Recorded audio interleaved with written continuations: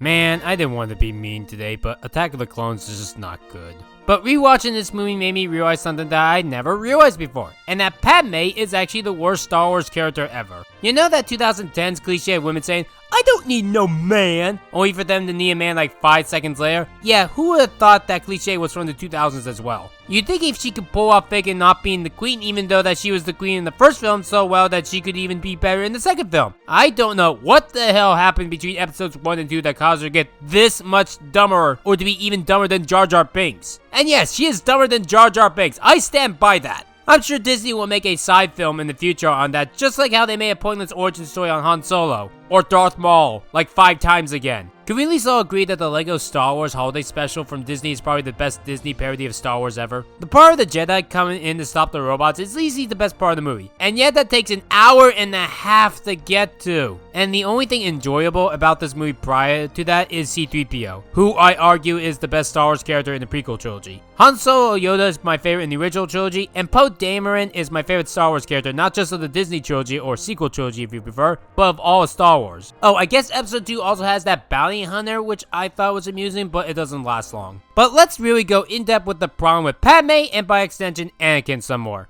Are you an angel? You see this age gap here? You have to remember that these two get married. And yet, in the first movie, Padme looks like she's twice the age as Anakin. She looks 20 and he looks 10. Wait, how old were they technically? Excuse me a minute.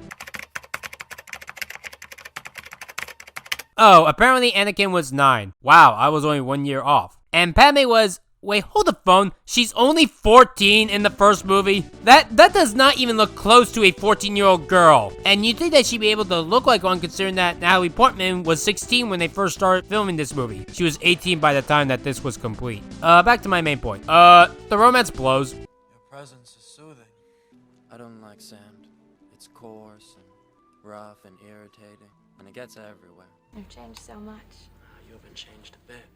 You're exactly the way I remember you in my dreams. It's basically every 2000s cliche romance story, except insert into Star Wars for some reason. Why did I love this movie as a kid? It takes an hour and a half for me to actually enjoy anything. All that I cared about for Padme was when she showed her belly button. I know that's weird, but that's all that I remember from her in this one. When we get past the point with sex shit and the "I could do it on my own except I can't" plot. Did we really need to have her keep her baby a secret? Or that how Anakin and her were having love behind the scenes? She's 21, and he's an adult too, so who really cares again? Jango Fett is so utterly useless by cutting him that you wouldn't miss a thing. Oh, but if we didn't create his origin, how would we have Boba Fett's origin complete? Did we really need Boba Fett to have an origin? Or was that George Lucas's goal? Let's give everyone an origin story! It's like Friendship is Magic, except it's not any fun at all. And then there's Count Dooku. I'm gonna tell you one thing about Count Dooku. He looks like my real life Uncle John. And no, I'm not showing you what he looks like in real life. I'm keeping that to myself. I bring this up, though, because that is all that I ever bothered to memorize about this guy for over a decade.